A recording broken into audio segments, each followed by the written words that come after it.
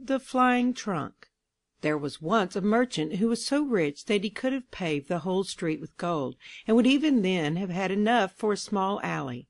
But he did not do so. He knew the value of money better than to use it in this way. So clever was he, that every shilling he put out brought him a crown, and so he continued till he died. His son inherited his wealth, and he lived a merry life with it. He went to a masquerade every night, made kites out of 5-pound notes, and threw pieces of gold into the sea instead of stones, making ducks and drakes of them. In this manner he soon lost all his money. At last he had nothing left but a pair of slippers, an old dressing gown, and 4 shillings.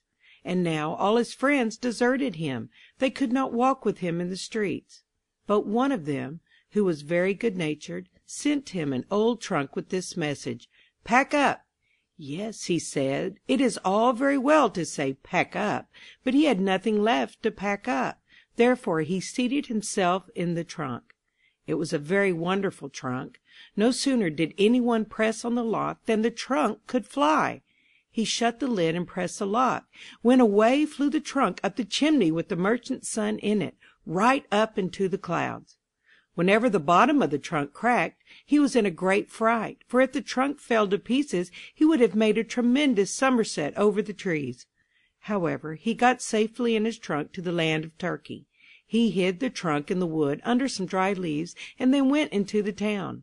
He could sew this very well, for the Turks always go about dressed in dressing gowns and slippers, as he was himself. He happened to meet a nurse with a little child. "I say, you Turkish nurse," cried he, "what castle is that near the town, with the windows placed so high?"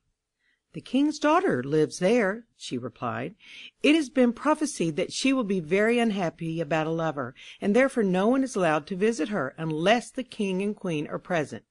"Thank you," said the merchant's son. So he went back to the wood, seated himself in his trunk, flew up to the roof of the castle, and crept through the window into the princess's room.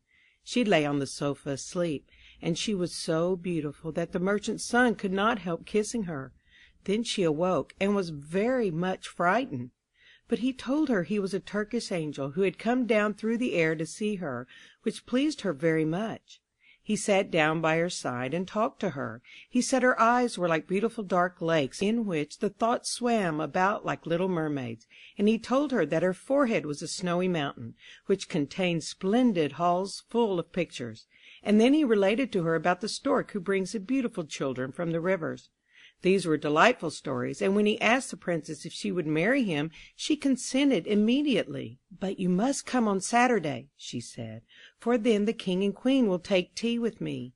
They will be very proud when they find that I am going to marry a Turkish angel. But you must think of some very pretty stories to tell them, for my parents like to hear stories better than anything. My mother prefers one that is deep and moral, but my father likes something funny to make him laugh." "Very well," he replied, "I shall bring you no other marriage portion than a story."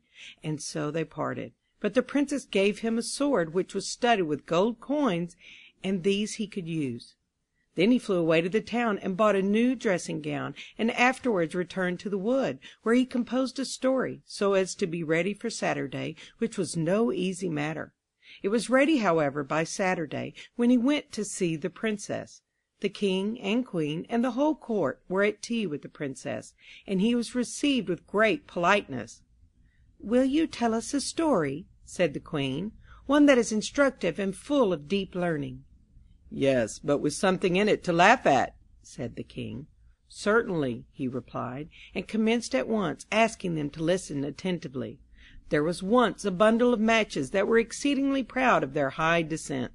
Their genealogical tree, that is, a large pine tree from which they had been cut, was at one time a large, old tree in the wood. The matches now lay between a Tinderbox and an old iron saucepan, and were talking about their youthful days. "Ah, then we grew on the green boughs, and were as green as they.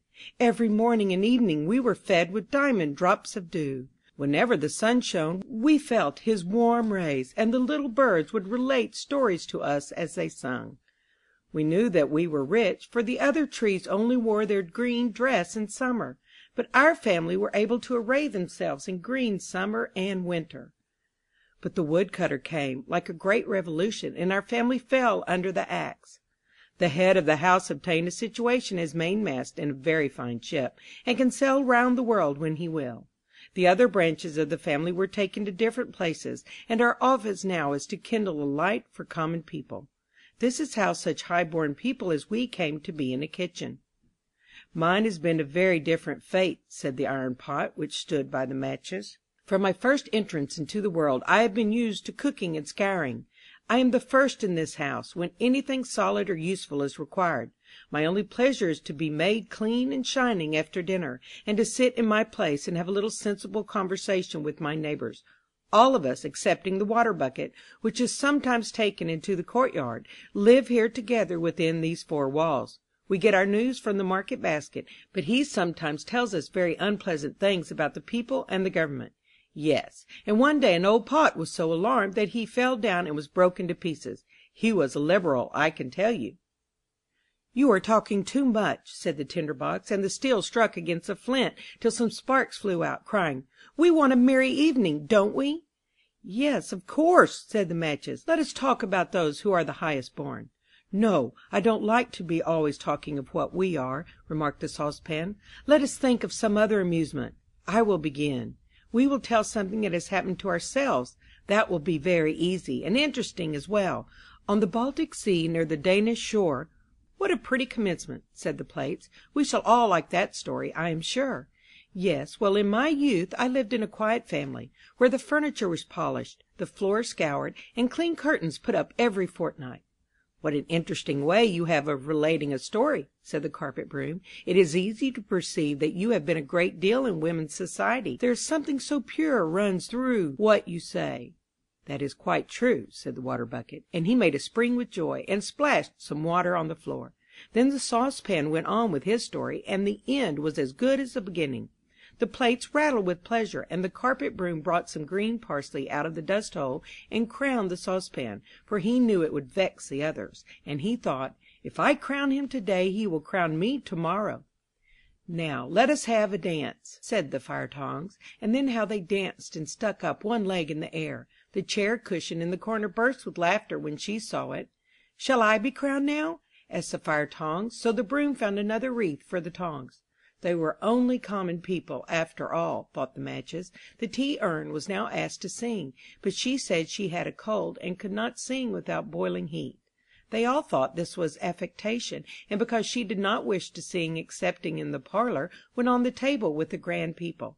In the window sat an old quill pen, with which the maid generally wrote. There was nothing remarkable about the pen, excepting that it had been dipped too deeply in the ink, but it was proud of that. If the tea urn won't sing, said the pen, she can leave it alone. There is a nightingale in a cage who can sing. She has not been taught much, certainly, but we need not say anything this evening about that. I think it highly improper, said the tea kettle, who was kitchen singer, and half-brother to the tea urn, that a rich foreign bird should be listened to here. Is it patriotic? Let the market basket decide what is right.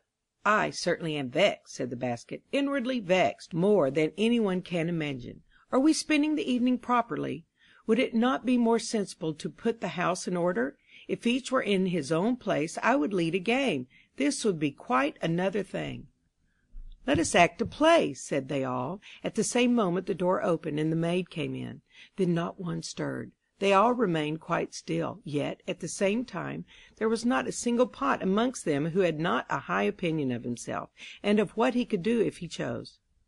Yes, if we had chosen, they each thought, we might have spent a very pleasant evening. The maid took the matches and lighted them. Dear me, how they sputtered and blazed up! Now then, they thought, every one will see that we are the first. How we shine! What a light we give! Even while they spoke, their light went out. What a capital story, said the Queen. I feel as if I were really in the kitchen and could see the matches.